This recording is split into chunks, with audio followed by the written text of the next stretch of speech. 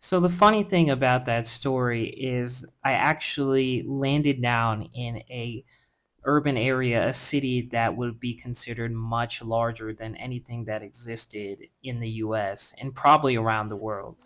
Chinese cities have some of the largest populations in the world. And for him not to know that off the bat, to consider that the entirety of China is just countryside and villages, it made me realize that a lot of people aren't aware of what China is or what kind of things exist in China. So there's a lot to talk about, which I will get to in my channel. So please consider subscribing to my channel if you really want to know what's happening in China. That would be really great. So, getting back to my question, what does poor mean? You know, poor, in my opinion, means do you have access to food? Do you have access to water? Do you have a home? Do you have access to medicine if you need that? And for the average Chinese person, I would say throughout the country, they have access to all of these things unquestionably.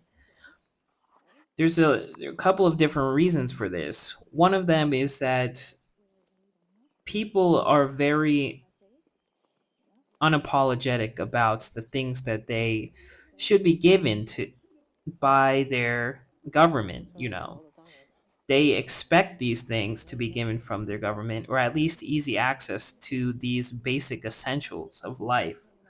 Things like rice, pork, water. A bottle of water is 2 yuan where I come from. I'm pretty sure in most places in China it should be about that same price. Other than that, you might see some videos of people who are homeless, of people who are destitute on the street, have lost their money, but these people do not represent all of China, the majority of China, in fact.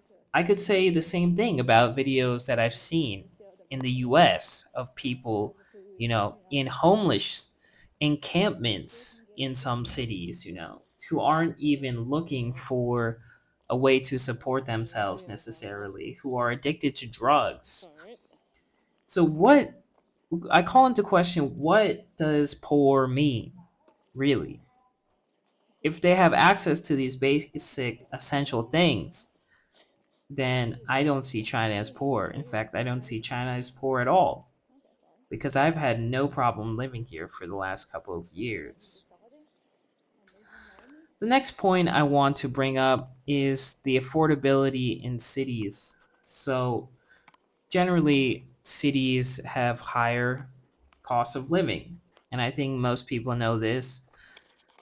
And this idea of buying a house and buying a car are essential tenets in Chinese culture. And these are the things that are probably the most out of reach for a majority of the population. And that gets into the working culture, the average salary,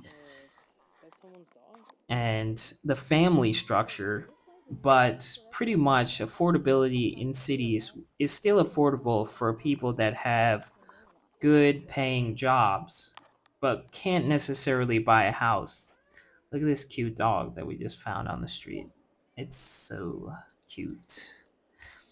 Anyway, you'll find that most foreigners are, in fact, in these larger cities and they are given very well paid salaries considering the average pay in China. The other point I want to make is that suburbia is not really an idea that exists in China. As you can see, I'm walking through this rural village town, which was which is considered pretty new, I would say. This whatever this town is, it's probably been built within the last half century.